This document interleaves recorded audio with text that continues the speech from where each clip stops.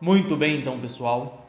Vamos então conversar um pouco aqui sobre essa dinâmica que nem sempre ela é abordada, mas hoje eu quero te trazer essa consciência. Dentro da mentoria Abençoando Gerações, nós trazemos essa dinâmica. Isso aqui é uma aula bônus para você que está dentro da mentoria ou para você que está num processo de resgate, ok? Então vamos lá, quero te dar as boas-vindas a mais essa videoaula. É uma alegria poder ter você do lado de cá, compartilhando esse projeto transformacional. Eu tenho certeza que vai ser um tempo muito oportuno, vai ser um tempo muito gratificante. Então, sem delongas, eu já quero convidar você para abrir a sua Bíblia comigo no livro do profeta Jeremias, no capítulo de número 6, do verso 12 ao verso de número 19. Nesse módulo especificamente, nós vamos falar sobre o resgate do primogênito. O resgate do primogênito. Quando nós falamos em abençoar gerações ou abençoando gerações, é uma ação. E essa ação, ela requer alguns comprometimentos e alguns passos dentro dela. Afinal de contas, todos nós desejamos que a nossa posteridade ela seja próspera e a bênção de Deus alcance lá a milésima geração, a partir da nossa consciência e da nossa postura dentro dos princípios e fundamentos estabelecidos por Deus. Então vamos pensar um pouquinho. Abre aí a sua Bíblia, no livro do profeta Jeremias, no capítulo de número 6, do verso de número 12 ao 19. Olha o que está escrito lá. E as suas casas passarão a outros, como também as suas herdades e as suas mulheres, juntamente, porque estenderei a minha mão contra os habitantes dessa terra, diz o Senhor. Porque desde o menor deles até o maior, cada um se dá à avareza.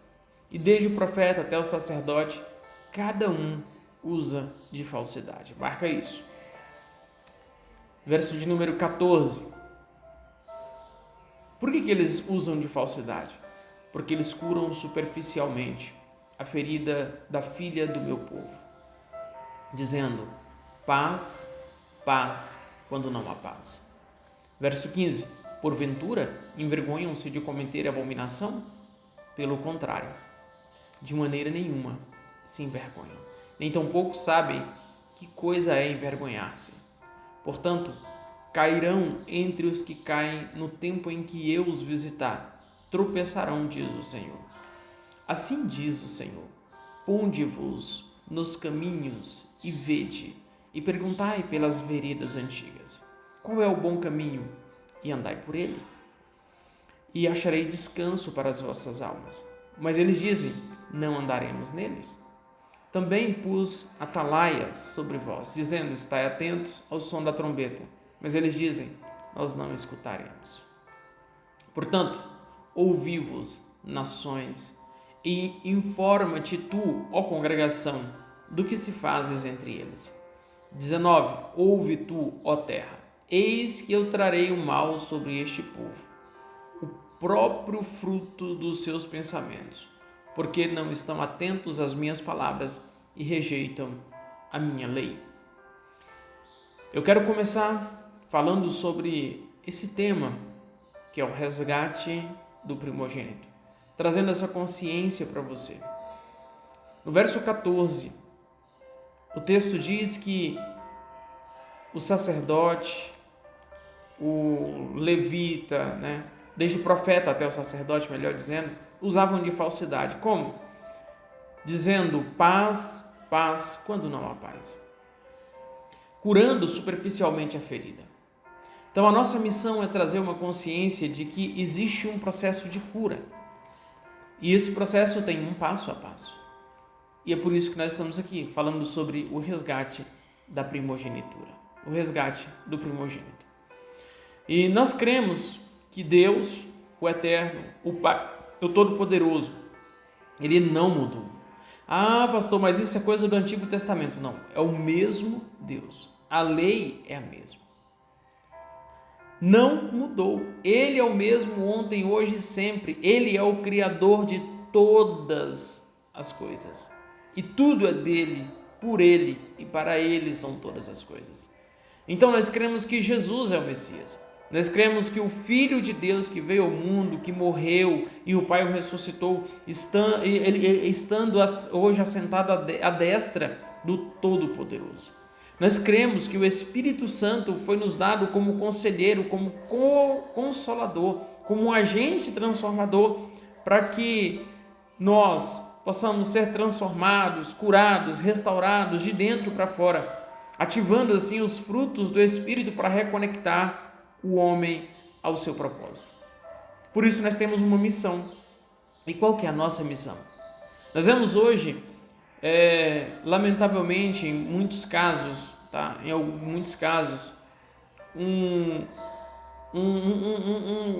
um evangelho superficial, onde as pessoas entram e saem das congregações, das reuniões da mesma forma. E elas até vão buscando aquilo que elas acham que precisam, quando na verdade elas só precisam de Deus. Elas só precisam do Pai. Mas elas continuam do mesmo jeito, porque elas não encontraram o Pai. E o Pai não está fora, o Pai está dentro. Então nós temos visto um evangelho de uma certa forma muito doutrinário, quando a palavra de Deus ela é simples e a busca ao eterno está ao alcance de todos.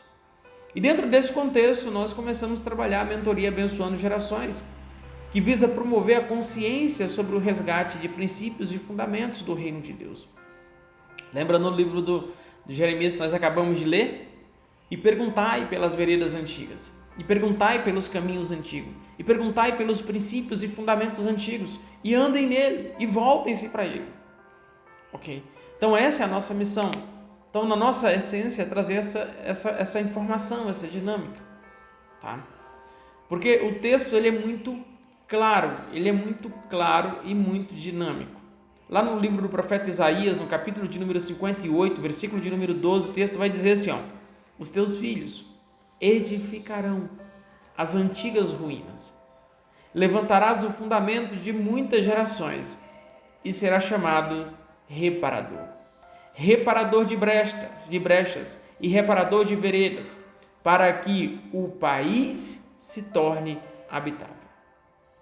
Hoje você está tendo uma oportunidade ímpar de ser esse reparador de brechas, esse reparador de veredas, esse reparador de caminhos. Hoje essa oportunidade é dada a nós. Nós temos essa alegria de poder viver isso e poder fazer isso. Por isso, nós estamos falando aqui sobre o resgate do filho primogênito. Mas o que é esse negócio? Primeiro, eu quero trazer para você que o filho primogênito tem toda uma doutrina, tem todo um dinamismo, tem toda uma regulamentação bíblica envolvendo esse fato, envolvendo a primogenitura. E quando Deus matou todos os primogênitos do Egito, lá no livro do Êxodo, dos homens e dos animais, os israelitas eles foram orientados, eles foram direcionados a resgatar os seus primogênitos com um cordeiro, ou também com um cabrito, macho, sem mácula, de 1 ano de idade. O cordeiro ou o cabrito morto em lugar de todo o primogênito de Israel. E a partir daí, Deus então, referindo-se ao primogênito, ele diz, meu é, e os machos serão do Senhor. Ou seja, meu é todo o primogênito. Então, está lá em Êxodo 13, do 2 ao 12. Então, nós sabemos que todo o povo de Israel era o povo do Senhor, sendo, portanto, de Deus. Mas os primogênitos, particularmente, eles eram propriedades de Deus. E por isso eles deveriam ser mortos ou resgatados, morrendo outro em seu lugar. Então, o menino israelita, macho, com 8 dias, nascido, ele era circuncidado e recebia um nome, era assim, mais ou menos, a cultura.